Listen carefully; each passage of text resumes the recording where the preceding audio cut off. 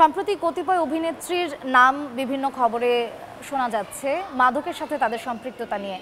তো সেইটা দেখে অনেক দর্শকের মনেই প্রশ্ন আসছে, তারকা মানেই কি বা অভিনেত্রী অভিনেতা মানেই কি তাহলে মাদকের সাথে সম্পৃক্ততা কিনা?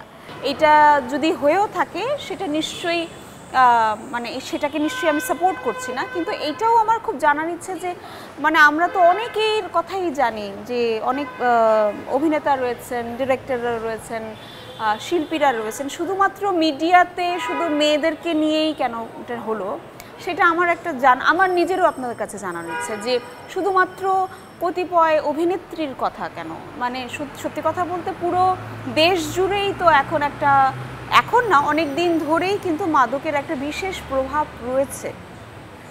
সো সেইটাকেও কিন্তু আমার মনে হয় নজরে আনা উচিত, শুধুমাত্রই এই কয়েকজনকে এনে নয়, অথবা শুধুমাত্রই অভিনেত্রীদের দিকে নজর দিয়ে নয়। এবং সেটা সত্যতা কতখানি সেটা তো আমি ব্যক্তিগতভাবে জানি না। সো একটা নিউজ হয়েছে, কিন্তু সেটা সত্যতাটাও জানাটা খুব জরুরি। এবং নিউজগুলোর সূত্র কোথায় এবং এটার তথ্যটা কোথা থেকে এসছে এই বিষয়গুলো নিয়েও আমাদের প্রশ্ন করা উচিত, জানা উচিত, প্রশ্ন তোলা উচিত।